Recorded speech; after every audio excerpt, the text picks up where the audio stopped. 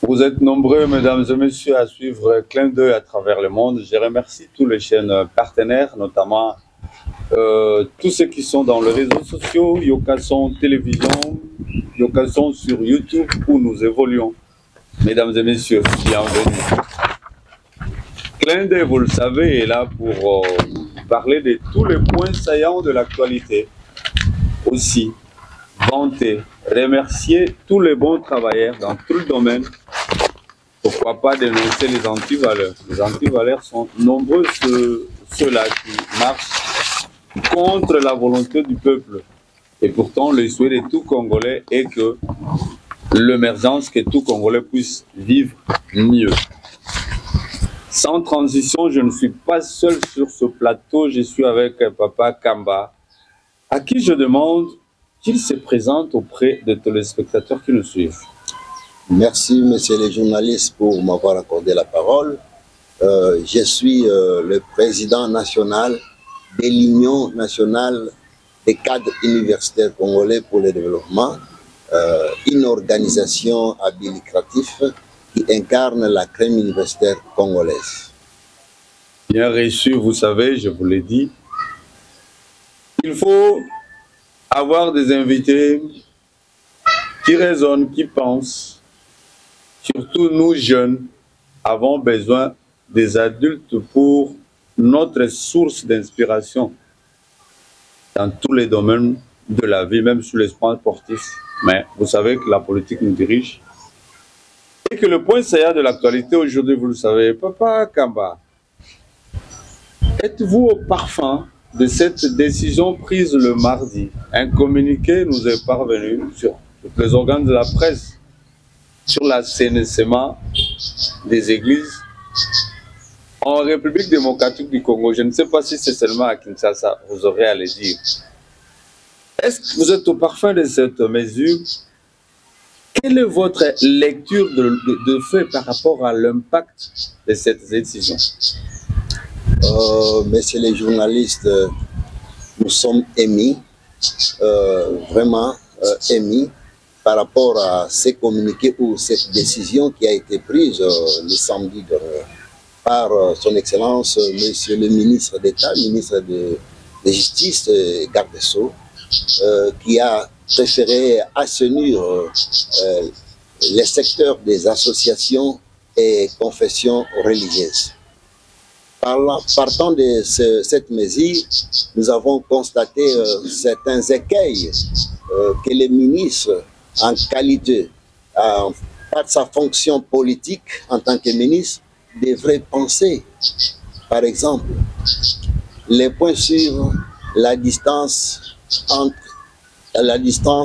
une église à l'autre. Apparemment, c'est ce qui cause problème. Vous avez une idée sur toutes ces mesures-là?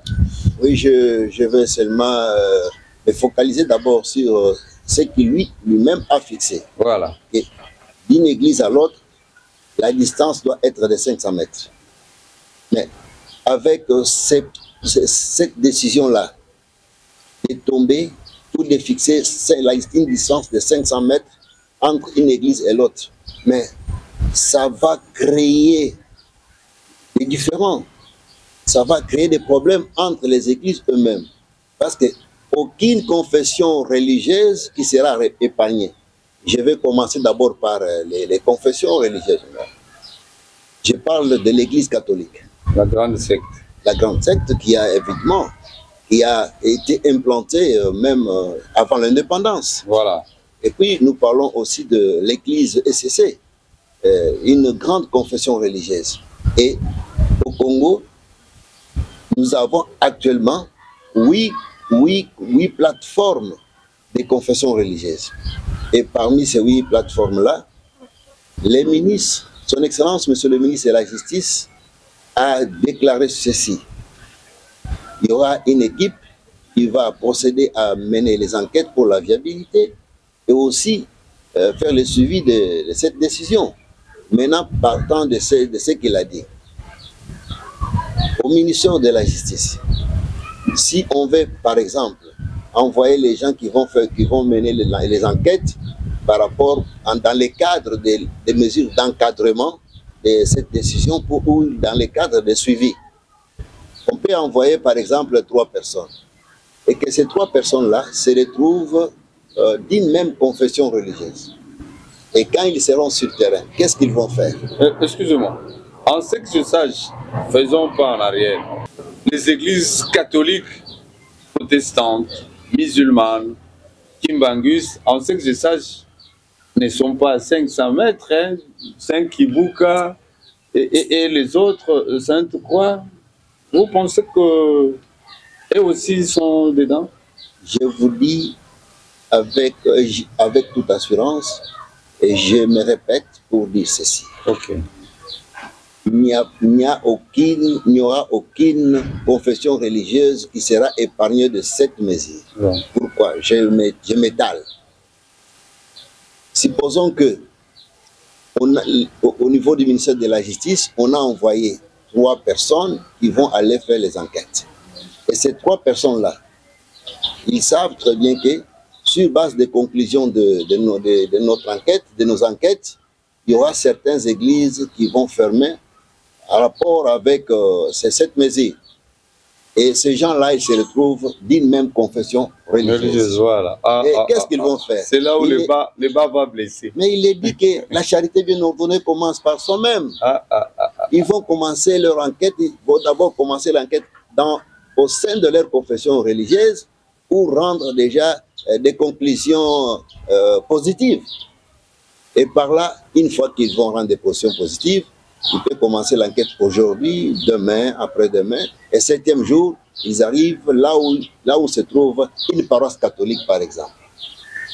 Et après l'analyse de ces enquêtes, ils trouvent que la paroisse catholique, par rapport à l'église, là où ils ont commencé, n'est pas dans les seuils, ne respecte pas les critères exigés ou demandés par le ministre de la Justice.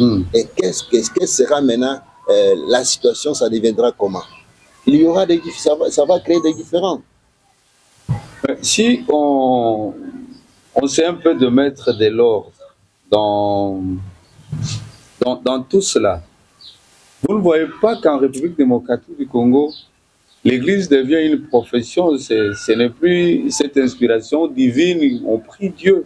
Apparemment, les églises, c'est comme des boutiques. Vous ne voyez pas qu'il faut essayer un peu de mettre l'ordre là et que c'est l'idée du ministre? Bon, messieurs les journalistes, je dirais ceci. Mettre de l'ordre, oui. Mais il y a plusieurs manières.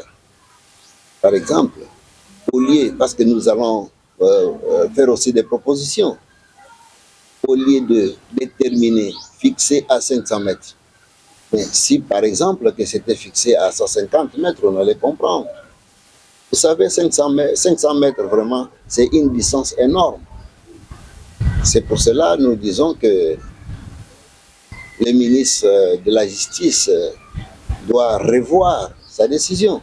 Mesdames et messieurs, l'émission est bilingue, est na lingala, qui Congo, attache le Swahili, anglais, même na chinois. Na mukuse papa kamba okuki kolobani na lingala yambo te tokota na sujet ami balo peza na mutu ya makasi o etali carte d'identité. Ok, monsieur le journaliste koloba boye na mukuse na décision oyo ministre ya justice et garde so azui pour na assainissement ya association na ba confession religieuse qui émet les églises. Ezali na kokoso na kati nango. Kokoso ezali na esika boye. Lolenge alobi que distance oye ekoki kokabola église na église mosusu ya 500 mètres. Alors biso ngai en tant qu'expert, vous avez passé un terre. Nazali pasteur de, mais Nazali Mondimi, je suis chrétien. Alors Nazali Mondimi, yango wana Nazali pe na opportunité ya ko défendre les confessions religieuses oyo moi ngai moko nazali ko faire partenir en qualité ya fidèle. Alors mesure wana ezali malamu te ko senga kaka na ministre à revoir décision na ye en urgence Pourquoi tu l'as en urgence? Parce que tu as décision nae et ya komemela l'état na biso ba problème. Tango ba kolobake ezo senga ba senir ba kanga église songolo XY. Église on eko kozala bazana baptiste na bango, lopango eza ya bango, batongaki bazana ba mikanda, maintenant tango ba kanga qui va dédommager. Et puis batwana ba kusuka wapi? Ba kozonga siko na justice. Ok na ba tribunal. Est fonction ya ministre ezali fonction moko politique. Na kati pona fonction wana akokaki kosuka seulement na kotala o mobeko elobi te, akokaki kotala mobeko elobi, mais par rapport ya réalité environnement eza ndenge nini. Nde na yango na lopoto tolobaka ke il y a une différence entre un juriste et un politologue. Un juriste se base sur les normes, tandis qu'un politologue tient compte des normes et il analyse aussi l'environnement avant de prendre une décision. Nabanzi ke na cabinet ya son excellence monsieur le ministre de la justice et garde so azali entouré na ba politologue ya Boigna. Na kosenga asala moi réunion abengisa bango po ba revoir décision oyo par rapport à intérêt la population pour na komema l'état te na ba problème. Voilà. Télévision ils attendent toujours qui mambango pour tout rater l'autre côté malgré minute na biso okende te na suka. Un autre problème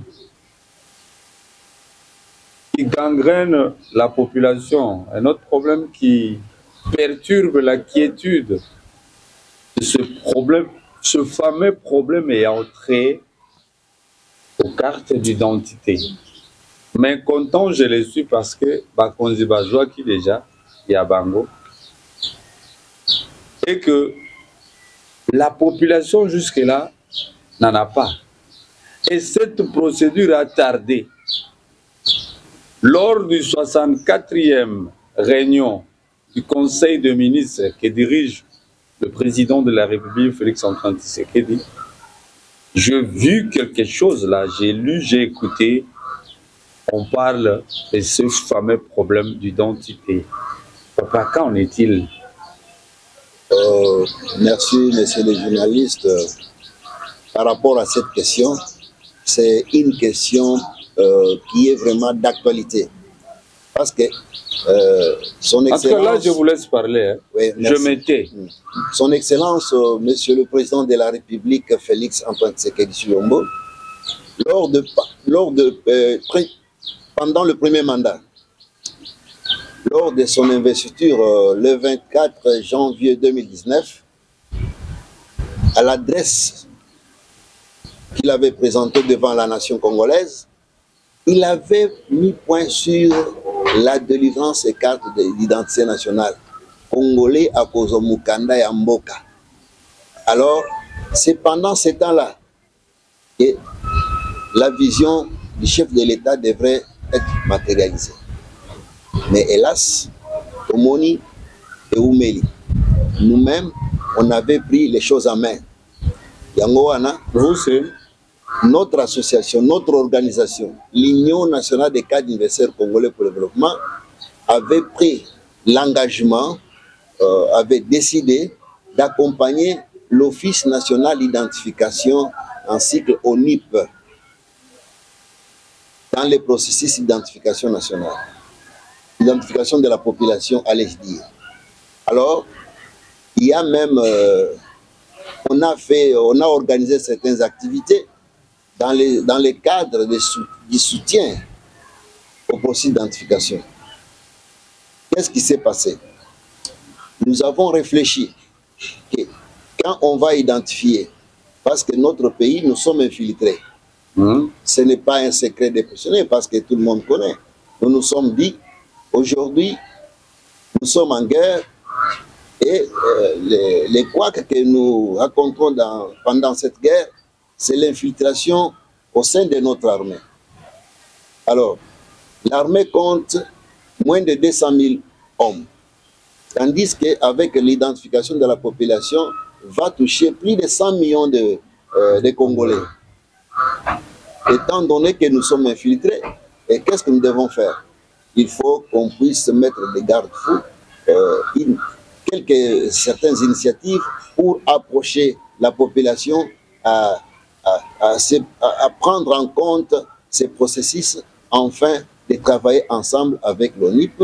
C'est par là que nous avons lancé un projet qu'on avait adressé à l'ONIP, la création des numéros verts d'appel pour dénonciation des fraudeurs de l'identité congolaise pendant les opérations d'identification de la population. Ah bon? Et pendant ce temps-là, l'ONIP avait agréé, et comme il est dit que la Lingala TV Ezali Radio T, c'est ça même. Alors on avait écrit cette lettre que nous présentons devant la population, devant les téléspectateurs, et l'ONIP avait agréé. L'ONIP avait agréé, la lettre est là, et l'ONIP, quand il avait agréé, vous verrez ici que la lettre ici, l'ONIP avait saisi même le président de la République. Ok, faites voir le téléspectateur. Il avait saisi le président de la République, il avait saisi aussi le vice-premier ministre, ministre de l'Intérieur, sécurité, décentralisation. À l'époque, c'était qui? À l'époque, c'était à l'époque de Asselo. Asselo, voilà. Asselo. Alors, le VPM de l'Intérieur a été saisi. Alors, c'est dans ce sens-là que nous avons préféré soutenir l'ONIP. Mais qu'est-ce que nous avons constaté? Un moment, quand on a eu, l'ONIP a commencé à réaliser les processus d'identification, c'était pendant la période même que les premiers ministres sortants, Sama Lukonde, pendant la période qu'il avait organisé ce qu'on appelle la mutualisation. Ah. Alors il avait préféré que non, comme l'État n'a pas assez de moyens, il faut que l'ONIP, l'Institut national de la statistique, la CENI puissent travailler ensemble. Et pendant cette constitution de mutualisation, l'ONIP avait présenté un cahier de charges. Et le premier million par rapport à ce cahier de charges, mais à un moment, on a constaté à l'ONIP, il y a eu suspension du directeur général. Voilà. Et après la suspension, nous avons constaté aussi que ce cahier de charges n'était pas respecté. Alors, il y a les dirigeants de l'ONIP ou les comités de gestion actuels, ils ont préféré lancer les opérations. Le grand contenu dans le cahier des charges consistait à quoi? Entre autres, pour ce qui nous concerne, nous, sentinelles de peuple, nous étions plus intéressés par rapport à créer, à mettre en place un lien qui va permettre à l'ONIP pour qu'il y ait une communication interactive entre la population et l'ONIP. Étant donné que l'ONIP ne vit pas avec toute la population parce que l'ONIP a un personnel réduit. Alors, la population, une fois qu'il y aura une communication interactive entre l'ONIP et la population, et là, il devrait y avoir la sérénité lors de la délivrance de la carte d'identité, et ça pourrait aussi diminuer. Apparemment, jusqu'à aujourd'hui, c'est ça le délai. Alors, mais jusqu'aujourd'hui, les dirigeants de l'ONIP n'ont pas voulu prendre en compte cet aspect-là.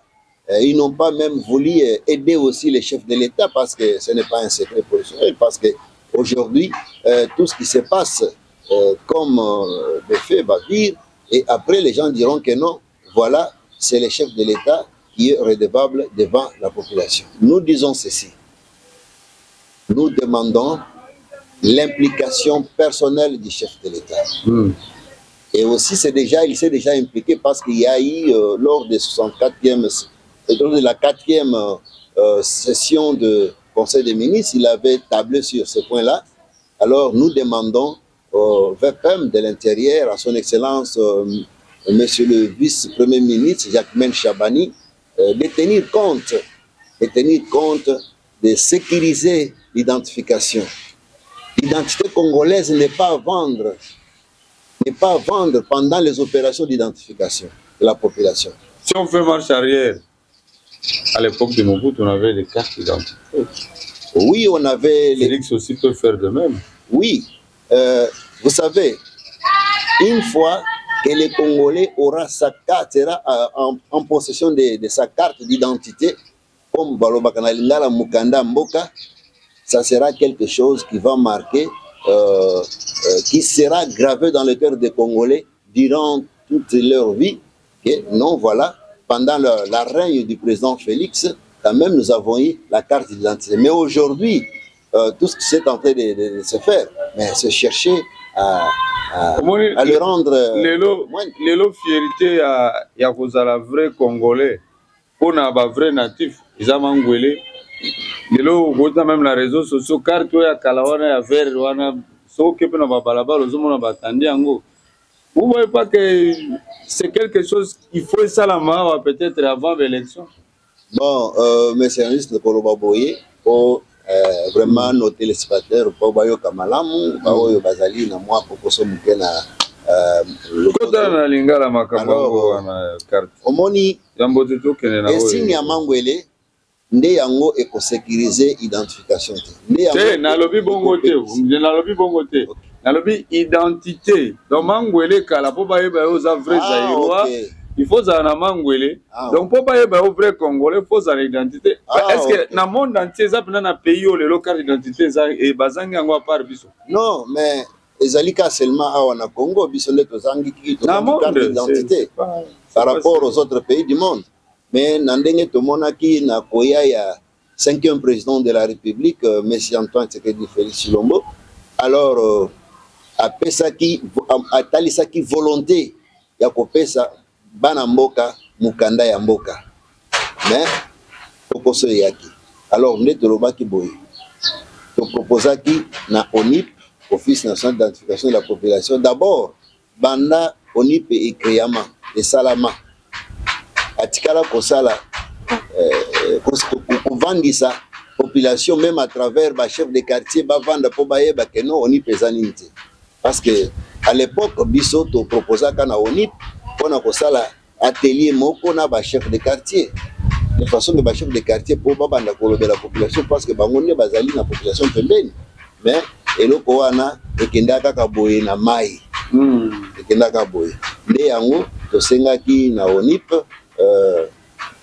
na lolenge ya soutenir processus ya identification pona bana mboka tozwa mukanda ya mboka tosengaki na ye po a mettre en place numéro vert numéro oyo muntu akoki kobenga ata atie crédit te ekoleka nango akobenga parce que muntu ayebi ke ngai navandaka pembeni na tel Muntu azali Congolais, malgré qu'il y a na Congo, a sali 10 ans, 20 ans. Lelo, ake kozo mukanda mboka. Akukoma boye bongo te. Akobenga, apesi kombo ya mutuana, apesi aux environs ya centre. Comme ça, bakotia otobenga kana lopoto call center. Alors, tant que ça na call center, ndekuna bango bakotala, tel boye ezali. Alors, à partir ya wana, tant bakotia call center wana, ceux qui babengi bao bazala kuna bache infra rouge pour koyeba ke awo ya litige et puis na wana ndesi koyo bakosala auto benga kango na lopoto français contentieux d'identification. Alors tant bako créer contentieux d'identification bako bengi sa muntu wana pona aya considérer que yo ozwaki mukanda oseranse pozo mukanda ya mboka oya kindenge nini sizifié parce que na pon muntu azwa carte d'identité national, na ONIP yemoko à prévoir. Après enregistrement, il faut oser la 14 jours. Voilà. 14 jours, on les allie pour et permettre ONIP pour la vérification et le renseignement au PC. Merci papa, merci. Tozo kene na loba ito raté le côté on ngonga oyo mokonzi Delphin katende tumba pesi biso na mpe bayo baza ko kamba programme. Ya mosusu ya motu ya sombele suka bisanga ponga na benga la Bible ya mboka mukanda yango eza ata na 10 commandements oyo atosi te oza libanda ya masolo constitution ya mboka na biso République démocratique du Congo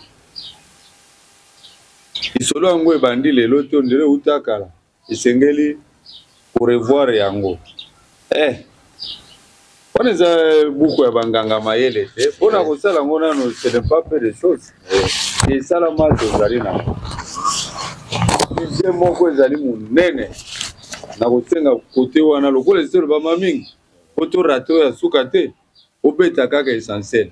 Est-ce que sengeli révision ya constitution soki iyo nini esengeli basala nyonso tu mobimbe bandeli ti suka to mpe eza na boko baarticle esengeli echangeame etoloba boye.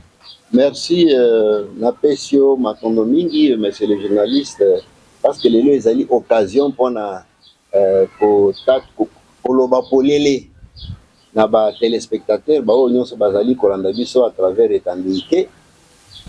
Pour le moment, révision constitutionnelle, c'est vraiment un besoin pour les alliés impérieux. Les alliés vraiment urgents. Pourquoi? Na kati ya constitution na biso, tango biso en tant que des chercheurs, des scientifiques, to sali relecture ya constitution na biso, to moni que ba erreur eza ebele. Solo. Na kati ya mobekoli kunzi na biso, ba erreur eza ebele. Erreur wana esalamaki par ba parlementaire ya transition. Tango balobi ba parlementaire ya transition baza banani. Bazali, ce sont les belligérants et seigneurs de guerre et quelques membres de partis politiques où bazalaki coopté par rapport à l'accord à Sun City. Alors, tango basalaki lokwana baye basali constitution d'abord nako beta pe nako fongola pe population moi eloko mususu constitution tozali ko salela bon bakomaki yango wana Congo te. Ça a été rédigé en Belgique à l'université de Liège par les occidentaux. Oyo ba convoita ka ba minéré na biso ba ressources na biso lokola kondo lumumba lobaka son temps. Alors ba monaki ke il fallait ba se camoufler bazwaka congolais moko. Bazwaka congolais moko professeur moko à l'université akotaki na kati ya équipe ya bato baza ko sala rédaction wana pona seulement baloba ke congolais non ba yibaki nganga maele moko ya alors bazwa ki congolais moko mais une personne qui se retrouve parmi tant d'autres plusieurs à cause de la capacité à défendre malamu. Alors na kati ya mobeko likoze na biso nazo pende na essentiel voilà to moni ke Rwanda azalaki na projet ya ko supprimer ou ko bengana régime ya Mobutu. Projet na yakala. Après pour nous matérialiser projet wana yokana kina le fait Laurent Désiré Kabila. Ayibisake na obengana Mobutu yo tokende na yo tango na kosunga yo pour obengana Mobutu ko pesa ngai ndambu ya mabele. Nde basinyaka akoro obengana accord de l'Émirat. Alors tango muza komaki awa après avoir causé au pouvoir Rwanda lobi kateli biso mabele alobi te na signaka accord wana lokola rebelle. Pour le moment, nous avons homme de l'État, moyen que na pesibino belé zate, toke na référendum, ba sepela kiti, ndeko kende, ba rwande ba kenda ki ba pia ki biso ba archive belé. Alors tant ba pia biso ba archive belé, ba kei ba lobi, to ça landeni pour obtenir kaka besoin na biso. Ndé ba sala ki ba soutenir ba créer ba rébellion, ba soutenir MLC, ba soutenir RCD Goma, RCD KML et belé ba sali guerre. Ndé pareil ko suka na ko gagner obtenir transition na kati ya transition wana parce que il fallait après une transition ba sala ka kongobe ko likonzi ndé ba profiter ba jouer 1+4 oui ndé ba yeko na temps 1+4 ndé yango ba yeko zwa disposition ezalaki na accord à l'Émirat ba tiaka yango ba yeko tiango na constitution na kati ya mobe likonzi na biso ezali na proclame.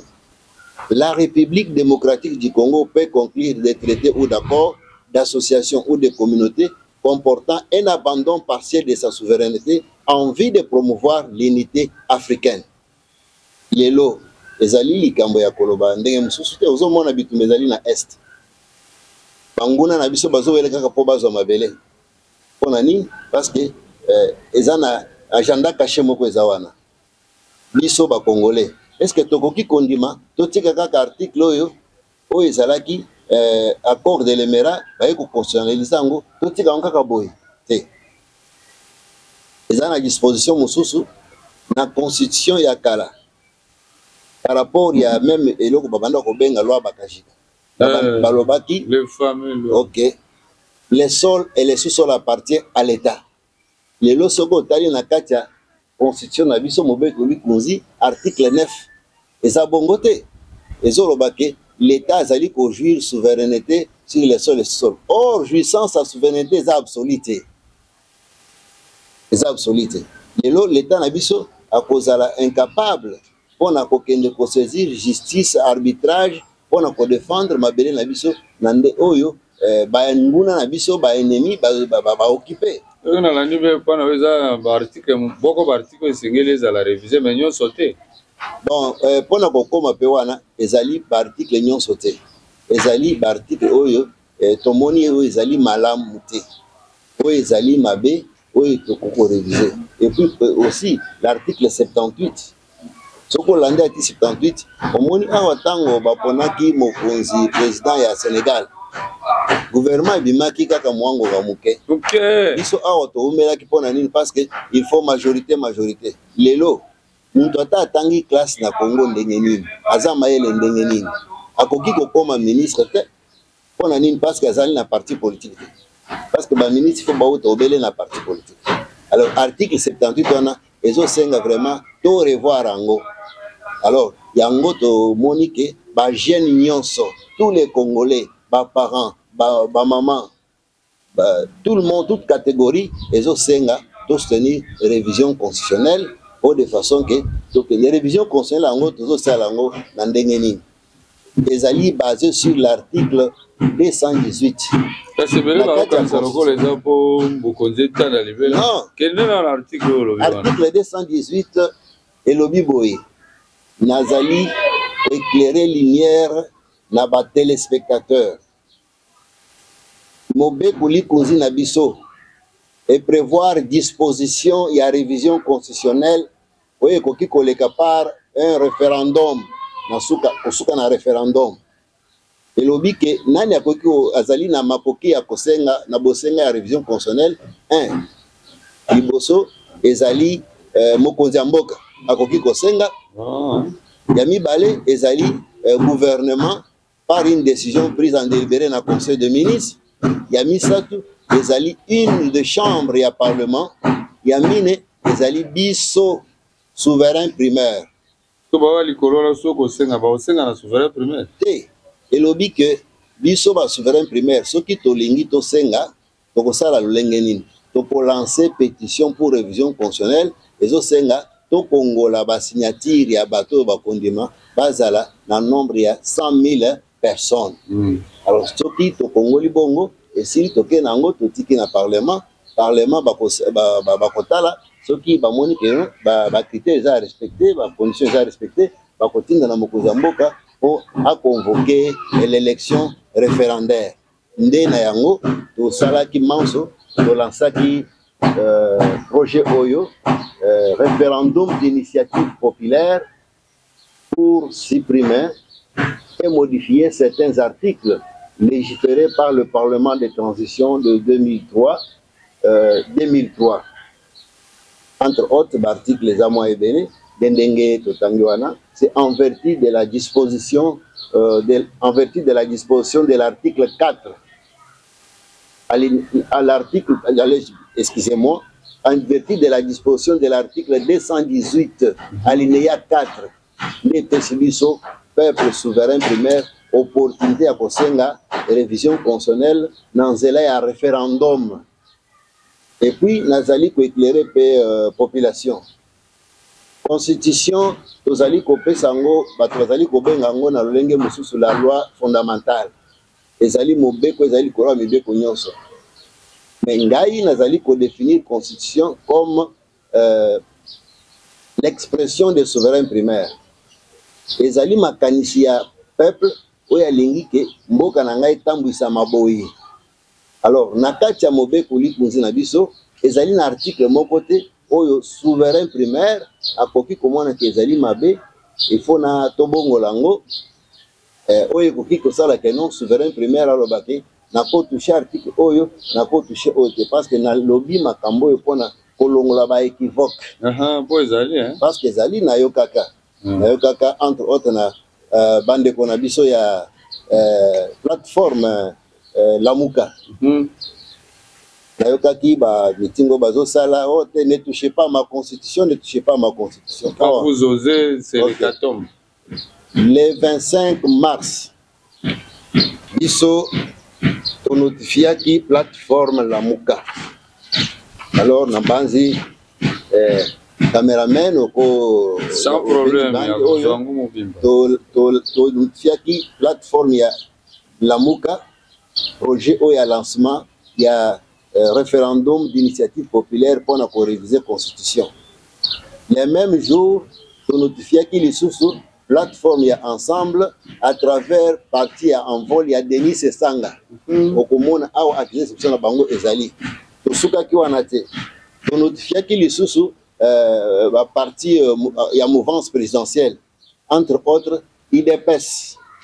On notifie qu'il peut au commun accès réception ezali. On a dit que préféré qu'on notifie Batunyonso. On notifie que Batunyonso parce qu'il fallait que Ezali l'Isanga ya cadre universitaire ou Ezali apolitique balancer projet au Moni Awa commis les universitaires congolais en appel à un référendum populaire.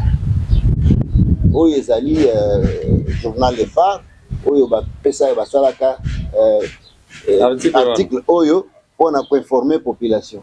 Ezali na muntu moko te oya koloba keno o lelo tomoni projet à révision constitutionnelle et bandaki kanté. Alors les yango to pesi moi information oyo la population peuple Telema Lamuka fongola miso destiné na yo eza yo moko lelo na Congo tozali na 4e législature na bamboka nyonso ya mukili mobimba soki bakei na état ya ba mo problème na transition basali constitution après transition lolenge to salaki élection ya 2006 il aurait fallu to bongisa mae auto monique na kati mbeke lukunzi na biso ezali malamu te parce que ezalaka rédigé par bateau ya ba parti politique na ba belgérant oyo ezalaki vraiment bazalaki na mandat ya peuple ti na biso te mais tondimaki parce que tokendaki na référendum. Alors nde na yango population faut kolamuka kotelema mpona soutenir révision constitutionnelle po tolongola baarticle ya mabe oyo batielaki biso na kati ya mbeki na biso tobongisa pe oyo tomoni ko eza malamu te tobongisa ngo po lobby ya population congolaise, la jeunesse congolaise ezala malamu. Vu que nafani penza kimia na lingaki message wana ekota. Ekoti j'espère que ekoti penza malamu. Papa télévision eza ngonga et surtout pour kopesa batu ngonga mulai te po lelo komo komona émission bandi 12h aussi la 14h batu balembi. Pona kosukisa nini eza lokola mutuna tope olingaki koloba pona tuni yote. Pour conclure l'émission. Ok, pour na kosukisa to kobandana na kambo oyo to bandaki ya assainissement ya association na ba église. Voilà. Yango tozozongela pona ko lancer. Est-ce que yango na besoin na mote moyen moko boya koluka kanyaka et pas ba politique ba église. Bon, biso tozali na ngambo na te. OK. Biso tozali seulement pour soutenir ministre d'État, ministre de la Justice et garde des Sceaux. Ok. Depuis Abandi, en tout cas, ce qui nous est salami.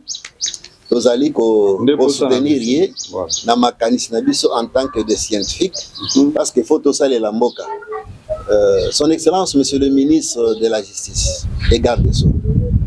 Mesir oyo zui ya assainissement ya session na ba église ezali mabete ezali malamu. Mais na lolenge oyo zuili yango ezali par rapport à analyse na biso tomoni ke ezali malamu te. Tozo senga na yo au revoir mesure wana en urgence dans un bref délai. Parce que lelo tokotika te en tant que ministre de la Justice na mesure na yo na décision na yo et ya komema l'état congolais na ba problème ya kobanda ko dédommager batu ba kusala tout ça parce que mbongo oyo ya ko dédommager batu ana ekozala malamu ekende ko contribuer na kosomba manduki pona topesa mapinga na biso oyo bazali kobunda ekolo na partie orientale ya mboka na biso nde yango wana demande topesi na yo vraiment otala mesure wana au revoir en urgence. Nous, je dis et je me répète, en urgence. Et puis aussi, nous avons lancé appel à la responsable et à la plateforme et à la confession religieuse. Voilà. Nous allons pour défendre l'église. Les lots à venir à l'église, les alliés na moi kokoso. Nazo bandana église catholique. Église du Christ au Congo, Église du Lobananzambe, les indépendantistes, orthodoxes, musulmans, Église de Réveil, Kimbangis et consorts, Armée du Salut. Armée du Salut, plateforme, les 8 plateformes de confession religieuse, Mesir Oyo, et qu'on épargne plateforme à mon côté. Nazali Kosenga n'a pas responsable, il y a 8 plateformes de confession religieuse, Tokutana. Na etanduike na chaîne ya Yokason na mukolo mercredi otolo belango baponaki bino pona kosala l'église lelo makambo ebimi ça fait 3 jours bozolo belo côté ngai en tant que fidèle ya chrétien na sengi na bino po mercredi tokutana na etanduike ya chaîne de télévision Yokason potolo belango de façon que totale Soki ministre et la justice et garde so a retiré décision naé na urgence de total ensemble na ba responsable de confession religieuse total olengenini on a attaquer décision wana na conseil d'état parce que tozali na état de droit. Alors na lancé appel invitation na tous les 8 représentants et à plateforme de confession religieuse oyo azali na bosembo ya kosala église mukolo ya mercredi tokutana na chaîne na plateau ya chaîne à télévision Yokason potolo belango to défendre église ezali likambo na biso banso. Vous allez ebele ba ndeko balandi vous en Suisse vous en Londres où je salue en passant ba nyonso ba komela ki biso kuna na Afrique du Sud na ba bazali na France na sepeli mingi. Nabike boza ebele tozali pona bino klende yambaki pona bino lelo c'était Jean Kamba Kabula yazali bongo président national ya union des cadres universitaires congolais pour le développement boyoki oyo bimina munoko naye lobby to sima lobby tokoko banaye parce que ba point ça ya oyo lobby makambo lobby za tellement na mutu ya kisengeli tokutana na ele soso. Bozala ebele, bozala lisusu ebele, abonnez-vous na ba chaîne na biso nyonso eza na YouTube, na Yokason et IDPS na ba chaîne partenaire. Que Dieu vous garde, on se retrouve au prochain numéro. Merci papa. Oh, merci. À moi de vous remercier de m'avoir accordé votre temps et faire passer le message. Merci.